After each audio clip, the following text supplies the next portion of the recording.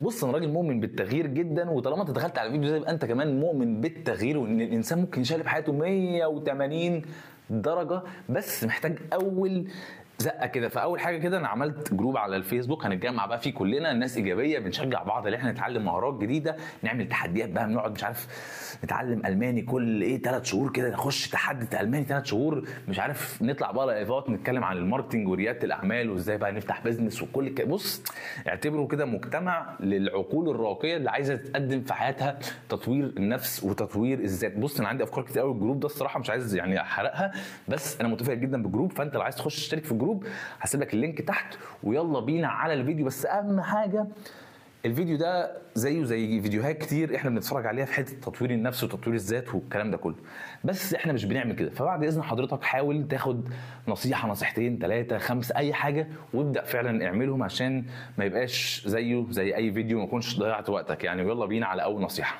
اول حاجه عايزك تعملها ان انت تتعامل مع حياتك على اساس انها لعبه، وبالاخص لعبه الشطرنج. ليه بقى لعبه الشطرنج؟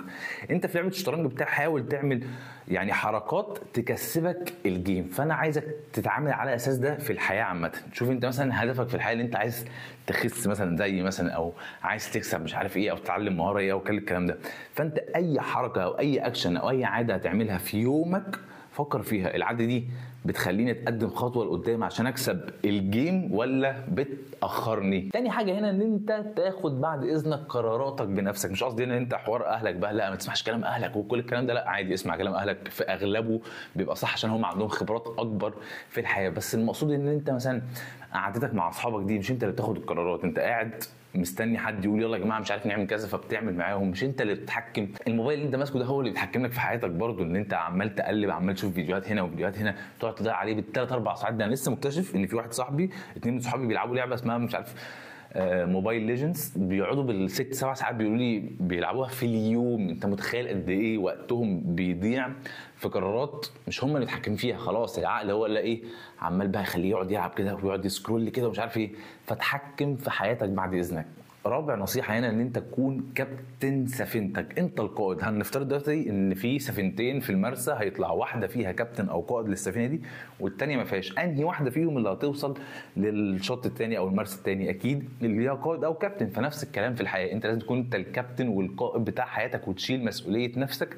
عشان فكنا بقى من شغل حته اللي هو ايه، الشماعه بتاعت البلد والشماعه بتاعت المجتمع، وانا مش ما دخلتش مدرسه انترناشونال اصلا، مش مشترك في جيم مش عارف ايه.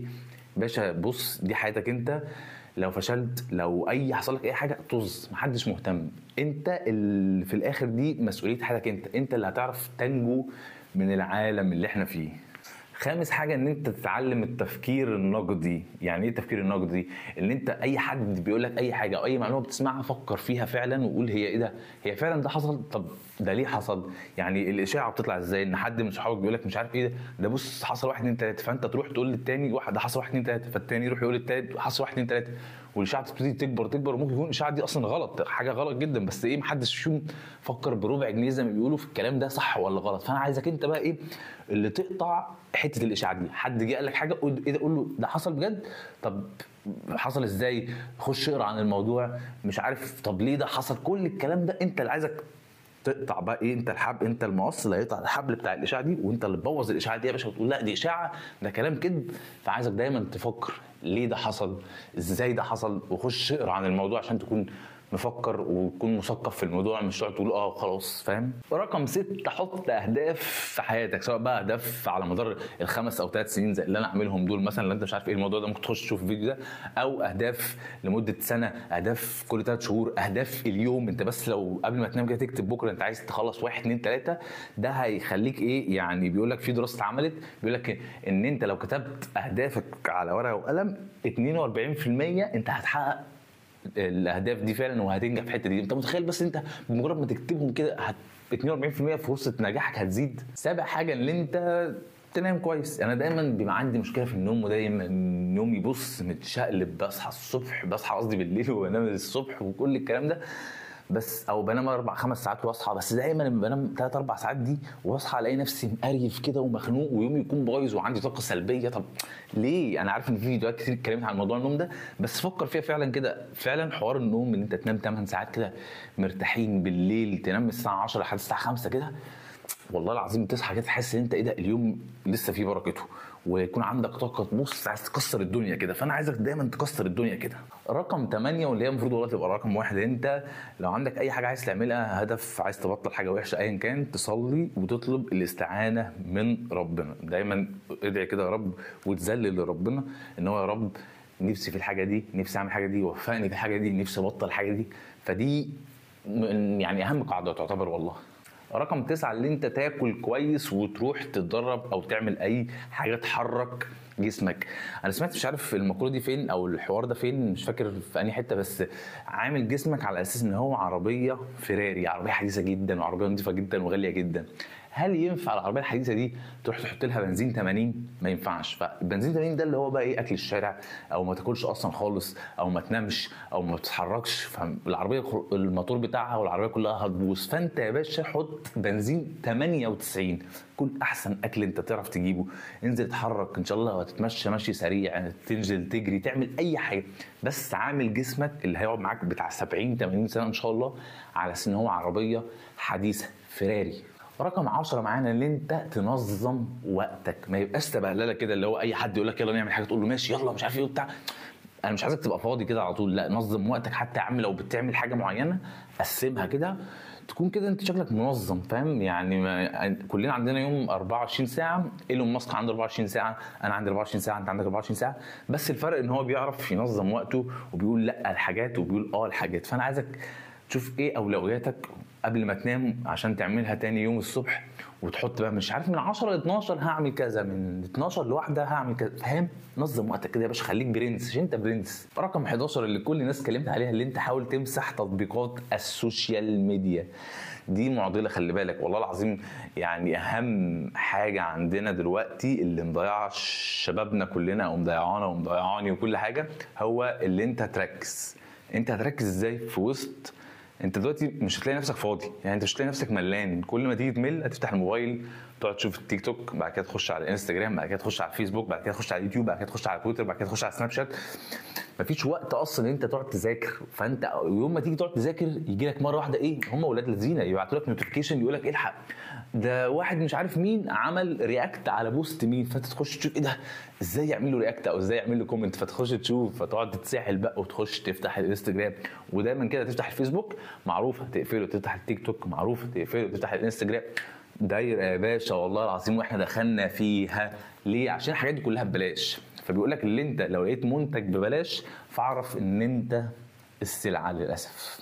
ومعانا رقم 12، الحمد لله احنا وصلنا رقم 12، اللي انت ما تبقاش سلبي. يعني اي مشكله بتحصل قول الحمد لله، واعرف ليه حصلت مشكله وازاي تتفاداها ما تحصلش بعد كده. لكن هتقعد تحصل مشكله تنام عليها بقى سنه تقول يا لهوي اصل انا مش عارف اعمل ايه عشان البنت خانتني من سنتين. طب يعني حضرتك ده كلام ده من سنتين حضرتك، يعني خلاص اعرف بقى اللي هي خانتك ليه وما تخانش تاني وكمل بقى في حياتك. يعني مش هتقف عليها، اي مشكله بتحصل لنا مش هتقف عليها، بل ده درس بنتعلمه عشان يحضرنا للمشكله اللي جايه، اللي هي كده كده هتيجي، كده كده في الحياه هتقابلك مشاكل الدنيا، بس انت بقى ايه، خد الدروس المستفاده عشان المشاكل دي ما تتكررش تاني، تبقى مشاكل اكبر واكبر بقى كده. رقم 13 ان هي صحابك للاسف هيحددوا مستقبلك. فبيقعد يقول لك ان هو وريني 5 من صحابك هوريك مستقبلك هيبقى عامل ازاي. ففعلا الموضوع ده حقيقي. انت لو صحابك كلهم مثلا مش بيصلوا فانت مش هتصلي، لو كلهم بيصلوا فانت هتصلي، لو صحابك بيشربوا مخدرات فانت نسبه كبيره انت هتشرب مخدرات او حاجات كده معاهم. فعشان كده انا عملت عامه حوار الجروب الفيسبوك ده، اللي هو ايه، في ناس ممكن ما يكونش يقعد يقول لك انا مش عارف الاقي فين صحبه كويسه يشجعوني ان انا اذاكر مش عارف ايه واتعلم ايه. فعشان كده قلت هعمل الجروب ده بقى ايه، نتحدى، شوف نعمل مثلا تعال نخش 3 شهور نذاكر الماني، تعال نخش 3 شهور نتعلم مش عارف برمجه، تعال نخش تحديات ونشجع بعض، تبقى صحبه حلوه كده بقى. وممكن بقى في المستقبل ان شاء الله على خططي ان احنا بقى ننزل نتقابل لو احنا في الجيزه او القاهره مع بعض مش عارف ايه. عندي افكار كتير في الجروب، فخش يا باشا اعمل جوين للجروب في اللينك اللي تحت. رقم 14 خلي بالك انت بتتفرج على ايه، سواء بقى بنات او سواء مش عارف محتوى ايا كان سلبي برضو، عشان اعتبر دماغك دي كانها زرعه، اللي هتحطه في الزرعه هيطلع لك، فانت لو حطيت حاجات كذا هيطلع لك حاجات كذا، فاهم؟ فعشان كده ايه، نظف دماغك واعرف انت بتتفرج على ايه. رقم 15 اللي بيخلي اي حد ناجح هو الانضباط. نقطة. الحاجة اللي بعد كده رقم 16، ان انت ما تستناش اي حاجة من حد يا باشا خالص. دايما بص ادي، اعمل خير، وما تستناش من حد ان هو يترد لك تاني. انت بتعمله لربنا، مش بتعمله للشخص ده. بنعمله عشان بحب الشخص ده، بس انت برضو دي نيتك حلوة ونيتك كويسة. ما تقعدش تقول انا بعمل كده عشان يترد لي بعد كده. الاكسبكتيشنز دي هتموتك، بلاش تعملها. بص اعمل الخير وارمي البحر زي ما بيقولوا. الحاجه اللي بعد كده اللي هي رقم 17، باين ان انت ركز في حاجه واحده بس انت عايز تعملها او تتعلمها او اي حاجه لمده 3 شهور. ما ينفعش تقعد تقول يا لهوي انا مش هعرف اتعلم انجليزي او مش هعرف اتعلم برمجه وانت بالك اسبوع. انت بالك اسبوع يا باشا لسه ما عملتش اي حاجه. لا، اقعد كده من 3 ل 6 شهور، ركز في الحاجه دي واعرف بس ساعتها دي فعلا مش مجالي او ده مجالي وانا حابه. يعني مش عارف احنا ليه بقينا مستعجلين قوي على الموضوع ده. الناس بقى مش عارف حتى لو هيفتحوا مثلا قناه على اليوتيوب بيقعد يقول لك يا لهوي ده نزلت اول فيديو جاب 10 فيوز او جاب 5 فيوز. طب هو انت هيجيب كام يعني حضرتك؟ ما هو مش هيجيب زي مستر بيست مثلا بقى مليون ايه 100 مليون و200 مليون. انت لسه في الاول. الراجل يعني الراجل مش عارف بقى له 13 سنه. فادي كل حاجه وقتها. بيقعد يقول لك مش عارف برضو سمعت الموضوع ده فين، مش عارف، تقريبا احمد ابو زيد على قناه دروس اونلاين. الموضوع شجره البامبو اللي هي بتقعد تحت مش عارف 4 سنين ولا 4 شهور حاجه كده، بتقعد تحت ما بتطلعش. انت عمال تحط لها كل يوم ميه وهي ما بتطلعش. بتيجي لما بتطلع بقى بتطول مش عارف كل يوم مش عارف كام سنتي، حاجات كبيره قوي. فانت بتزرع تحت. انت بص ده مبنى، احنا بنرمي الاساس عشان بعد كده لما نيجي نطلع ثابتين واقفين. خدها قاعدة كده، اللي انت لو قراراتك سهلة دلوقتي حياتك هتبقى صعبة قدام. لو قراراتك دلوقتي صعبة حياتك هتبقى سهلة قدام. فكرة في اللي انت مثلا ايه، يلا نلعب بلاي ستيشن، يلا نروح القهوة، يلا مش عارف ايه. قرارات سهلة جدا لكن حياة صعبة قدام. يعني مش بقول كده ان انت 100% هتفشل، لا عادي انت ممكن تنجح، حاجات شاذة يعني. بس انت لو قعدت دلوقتي تقول لا انا مش هنزل قهوة او مش هعمل كذا او مش هعمل كده وهقعد فعلا اذاكر، قرارات صعبة بس ان شاء الله حياتك قدام تبقى سهلة. ده برضو مش شرط، ده حاجة كده يعني كده انت بتسعى فربنا هيديك كده ما تقلقش والله. رقم 19، التحويش عمره ما هيخليك غني. الاستثمار هو اللي هيخليك غني. انت معاك فلوس ما تحطهاش في الدولاب او ما تحطهاش في الحصاله بتاعتك، لا حطها يا باشا. اما تاخدها بقى فلوس في البنوك، تستثمرها في شركات في البورصه. لو مش عارف ازاي تستثمر في البورصه انا عملت فيديو ممكن تخش تتفرج عليه، او تستثمر في ده حاجه كويسه جدا يعني. وبرده لو معاك فلوس زياده طلعها لربنا ولله. رقم 20 دي اسمها عضله الباي، ودي برضو عضله لازم نقعد نشغلها. دي هتقعد تشغلها كده هتكبر ماشي، لكن دي احنا مش بنشغلها خالص. اللي احنا كلامنا ده انا وانت بنتكلم، انا بتكلم معاك، دي كده مش شغاله. لا، هتشتغل ازاي؟ عن طريق انت تقرا كتب، تتعلم حاجات جديده، تتعلم بقى اي مهاره جديده. ده بيخلي عقلك كده ايه، يعمل حاجات كتير جواه بقى في المراكز العصبيه والكلام ده، بتبني حاجات جديده ومش عارف ايه. فبيخليك ايه كويس، عشان لما تيجي مثلا عند 60 70 سنه ما يجيلكش بقى زهايمر مش عارف ايه، هتلاقي دماغك كده ايه شغاله ورايقه يعني. نفس الكلام العضلات، فشغل دي برده ومرن دي. الحاجه الاخيره ورقم 21، دايما اتاكد وخليك متاكد ان انت لو سعيت عمر ربنا ما هيضيع تعبك. والله لو انت مش تاخده في الدنيا هتاخده في الاخره، وبس ان شاء الله هتاخده في الدنيا ما تقلقش. فدايما اسعى، ما تستناش حاجه من حد، وما تقعدش تقول ايه ده انا بقالي كتير بسعى ومش لاقي. ربنا كده كده شايلك الخير، سواء في اللي انت بتعمله او يقول لك لا ده انا هديك احسن منه كمان ويديك حاجه تاني يعني. فما تقلقش في الموضوع ده. وكده احنا خلصنا الفيديو. لو عجبك الفيديو ممكن تعمل اشتراك في القناه، واشوفك الفيديو الجاي.